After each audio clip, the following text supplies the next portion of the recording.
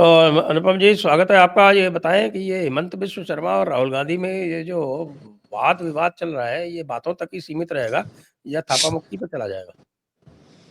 देखिए साहब, पुरानी कहावत है कि असली झगड़ा पट्टीदारों में होता है।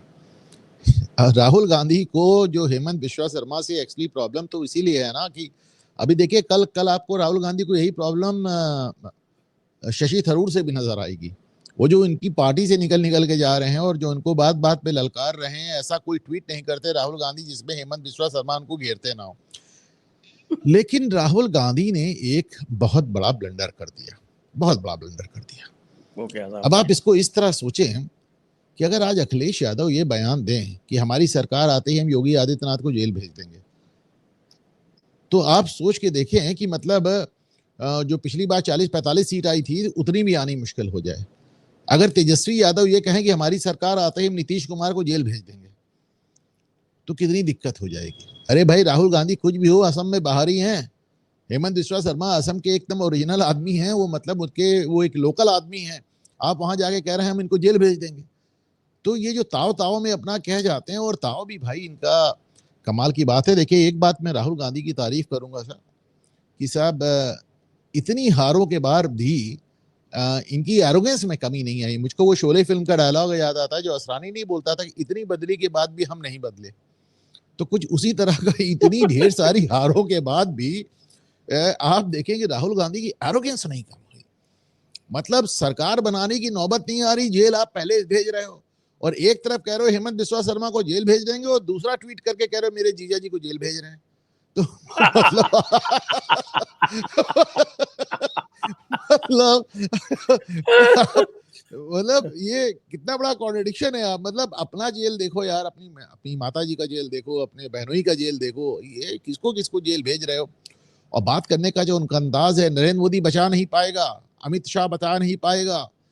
तो देखिए, कभी कभी मुझे लगता है कि राहुल गांधी की भी ये सब चीजें ही उनको अभी तक बचाए भी हुए हैं। क्योंकि राहुल गांधी भाजपा के इतने बड़े स्टार प्रचारक हैं कि भाजपा सरकार उनके खिलाफ कोई ठोस कार्रवाई करती नहीं, कोई ठोस कार्रवाई नहीं करती, क्योंकि उनको लगता है जब तक राहुल हैं तब तक भाजपा सरकार को कोई हिला नहीं पाएगा। संजय सर। नहीं, तो मुझे तो अभी किसी ने बताया फोन करके कि साहब उन्होंने किसी तांत्रिक से कंसल्ट किया, और वो तांत्रिक कह रहा है कि साहब कि इनमें मोहम्मद गोरी की आत्मा है। राहुल गांधी में क्या कह रहे हैं? राहुल गांधी में मोहम्मद गोरी की आत्मा है। किसने कंसल्ट किया तांत्रिक से? अरे नाम रहने दीजिए। अच्छा अच्छा, आपके किसी मित्र ने किया। तो हमारे राहुल किसी गांधी मित्र में ने मोहम्मद घोरी की आत्मा है। ओके। वो ये है, तो इसलिए जैसे ही उसने बताया कि आप में मोहम्मद गोरी की आत्मा है, तब से राहुल गांधी कन्विंस हो गए हैं कि चाहे वो 17 बार हारा था, तो वो सोच रहे हैं कि वो 117 बार हारेंगे, लेकिन अगर एक बार जीत गए, अगर धोखे से एक बार जीत गए, तो ना सबको जो है पृथ्वीराज वो बचेंगे ना खोद के संयोगता। जमीन में तो गाड़ तो देंगे। तो ना पृथ्वीराज बचेंगे ना संयोगता। कोई नहीं बचेगा। कौन मोदी, कौन हिमंता, कौन योगी, कौन क्या। अरे साहब, यहाँ पर इमरजेंसी वाली देवी के पोते और मुसोलिनी वाले भाई के नाती, फिर राज होगा असली। तब पता चलेगा आपको कि क्या होती है तानाशाही। किसी जमाने में बाबर के लिए कहा जाता था कि उसकी रगों में तैमूर और चंगेज खान दोनों का खून दौड़ रहा है। हाँ था ना, वो तो बिल्कुल। उसकी माँ मंगोल थी और बाप तैमूरी तो था। इसी तरह आज आपने दोनों तरफ से जोड़ दिया राहुल गांधी को। बहरहाल देखिए, कोशिश तो पूरी इन्होंने नरेंद्र मोदी को भी जेल भेजने की ही थी, अमित शाह को भेज भी दिया था। कसर तो कुछ नहीं बची थी। एसआईटी भी बनी थी, सुप्रीम कोर्ट भी हुआ, कुछ भी नहीं, कोई कसर बची नहीं थी। और अभी भी वो कसक बाकी है कि साहब किसी तरह ये इनके प्रकार ने इसको कर ही दिया होता तो आज ये दिन नहीं देख रहे होते। तो देखिए, सारी इन लोग एक बात तो कहनी पड़ेगी साहब, इन्होंने ताड़ तो बहुत पहले लिया था कि यही आदमी है हमको चैलेंज कर सकता। आई डाउट दैट बिकॉज अगर इन्होंने ताड़ लिया होता तो फिर यकीन माने, फिर मोदी को बहुत हल्के में छोड़ दिया, आप मान लीजिए। वरना तो अभी तक जिसको जिसको ताड़ा गया, वो राजनीति क्या, वो सांस लेने लायक भी नहीं बचा। उसको तो आप जाने दें आप। तो बहुत लोग ताड़े गए, अब जाने दें उन सब, मैं बातें क्या कहूँ। तो कहीं ना कहीं इन्होंने मोदी को हल्के में लिया, इसमें दो राय नहीं है। और एक बात और भी है, देखिए जितने डायनास होते हैं, जितने वंशवादी पॉलिटिशियंस होते हैं, उनके साथ ये दिक्कत होती है। उनके साथ दिक्कत ये होती है कि वो सत्ता को अपनी बपौती मान के चलते हैं। और जाहिर सी बात है, अगर किसी चीज को, जैसे मेरा घर है, मैं मान के चलता हूं मेरे पिताजी ने मुझको मेरा घर दिया है, अब उस पर कोई डाका डालेगा तो फिर मैं बर्दाश्त तो नहीं करूंगा ना। तो इस सत्ता को अपनी बपौती मान के चलते हैं। अब जैसे अखिलेश यादव को लगता है कि उत्तर प्रदेश में उनके अलावा किसी और को मुख्यमंत्री होने का हक ही नहीं है।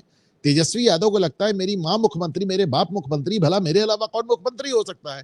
राहुल गांधी कहते हैं हम तो साहब 6 पुश्तों से राज कर रहे हैं, वो कहते हैं तो सत्ता के बीचों बीच पैदा हुआ था। तो एक ये जो सेंस ऑफ एंटाइटलमेंट है, ये जो एक इस बात का एक, कल को आप अंबानी के लड़के से अगर, अच्छा ये देखिए कहावत भी, मतलब उदाहरण भी यही देते हैं, कहते हैं अंबानी के बेटा अगर अंबानी की कंपनी पे कब्जा कर सकता है तो मैं भारत देश में क्यों नहीं कर सकता। तो उनसे बताओ कि भाई अंबानी के बेटे जो रिलायंस, उसके बाप की कंपनी है। भारत तुम्हारे बाप का है, तुम्हारी माँ का नहीं है, किसी के बाप का या किसी की माँ का नहीं। नहीं आप सोचे क्या उदाहरण है, अंबानी से उदाहरण दे रहे थे इंग्लैंड में बैठ के, कह रहे थे कि अगर भाई मुकेश अंबानी, धीरू भाई अंबानी जगह बैठ सकते हैं तो मैं क्यों नहीं बैठ सकता। अरे भाई मुकेश अंबानी रिलायंस के हेड इसलिए क्योंकि रिलायंस उनके बाप की कंपनी थी, भारत किसी के बाप का नहीं है। क्या बात करते हैं। मैं फिर से आपको याद दिलाऊंगा, मैं पहले भी आपको एक बार बोला था, आपने वो किताब पढ़ी नहीं। वो एक, वो क्या नाम है उसका, हावियर something something, the red sari. अब द रेड साड़ी तो इस समय मिल नहीं रही है। नहीं, आपको अमेजोन पे मिल जाएगी। नहीं मैं तो नहीं, वहीं से हमने डाउनलोड, ऑनलाइन उसको चेक, ऑनलाइन, अच्छा पीडीएफ होगा कोई। नहीं नहीं पीडीएफ नहीं है, उस पे आप किंडल पे डाउनलोडेबल है, किंडल पे, ओके ओके। डाउनलोड कर लीजिए, पढ़िए रेड साड़ी। उसमें उसके हर चैप्टर से यही बू आती है कि ये तो पैदा ही राज करने के लिए हुए हैं।